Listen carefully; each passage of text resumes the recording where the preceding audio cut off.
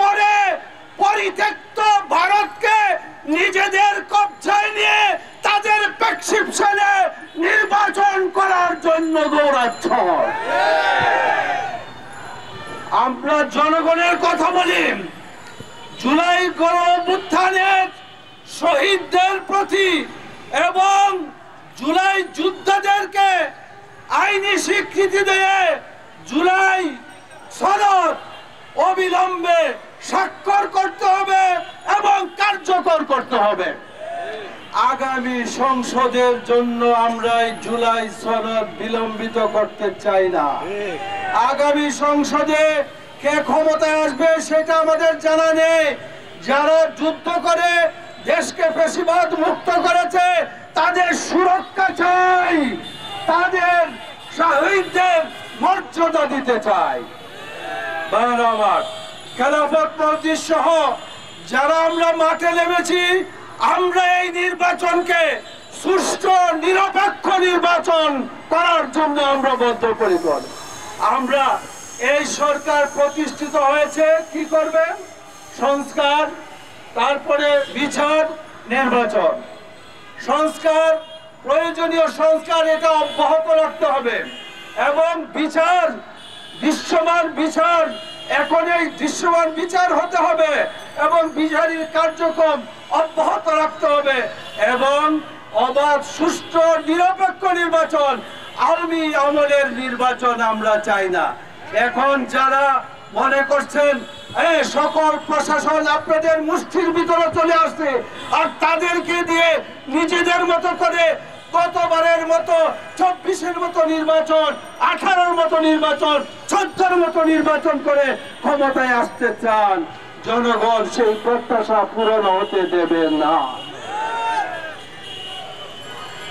খেলাফত মজলিস রাজপথে আসতে বাধ্য হয়েছে। সংগ্রামী সাথী ও বন্ধুগণ, আপনারা জানেন জুলাই অভ্যুত্থানের আইনি ভিত্তি এবং এর স্বীকৃতি দেওয়ার জন্য সমস্ত রাজনৈতিক দলগুলো ঐক্যমত্যভাবে এক দাবি পেশ করেছে। আবৃত্তি করেছে কারা? জাতি জানতে চায় জুলাই অভ্যুত্থানের সেই যে ঐক্যমতের ভিত্তিতে 16 কোটি মানুষের আন্দোলন সংগ্রামের মধ্য দিয়ে এবং আমার 2000 যুবক তরুণ ছাত্র জনতার রক্তের বিনিময়ে যে জুলাই অভ্যুত্থান সংগঠিত হয়েছিল তাকে স্বীকৃতি দিতে আপত্তি কোথায়? আমরা অন্তর্বর্তীকালীন সরকারের কাছে অনতিবিলম্বে এই সনদের আইনি ভিত্তি এবং স্বীকৃতি দাবি করছি। সংগ্রামী সাথী ও বন্ধুগণ, আপনারা লক্ষ্য করেছেন আজ দেশের আইন শৃঙ্খলার অবনতি চরম পর্যায়ে এবং প্রতিটি ওয়ার্ড, ইউনিয়ন, মহানগর, পাড়ায়, মহল্লায় আজকে হত্যা, খুন, রাহাজানি, সন্ত্রাস, চাঁদাবাজি বেড়েই চলেছে। আমরা বলতে চাই এগুলো যদি বন্ধ করতে হয় তাহলে সরকারকে আরো কঠোর আইনি পদক্ষেপ নিতে হবে। আপনারা লক্ষ্য করেছেন সম্প্রতি সরকার প্রাথমিক বিদ্যালয়গুলোতে গানের শিক্ষক নিয়োগ দিয়েছেন, ভালো কথা। আপনারা গানের শিক্ষক নিয়োগ দিয়েছেন, ভালো কথা। কিন্তু আমার দেশে 85 জন মুসলমানের সন্তানের জন্য ধর্মীয় শিক্ষক কেন আপনারা নিয়োগ দিতে পারছেন না? জাতি সেই প্রশ্ন আপনাদের কাছে রাখছে।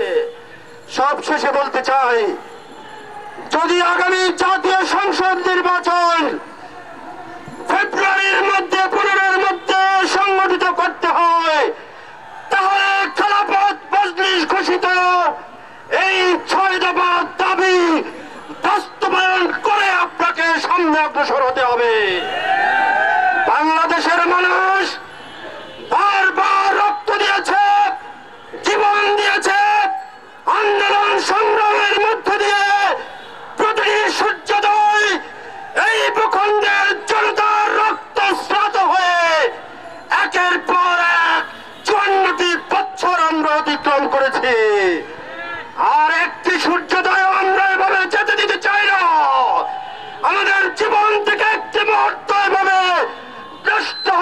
সেটা আমরা চাই না।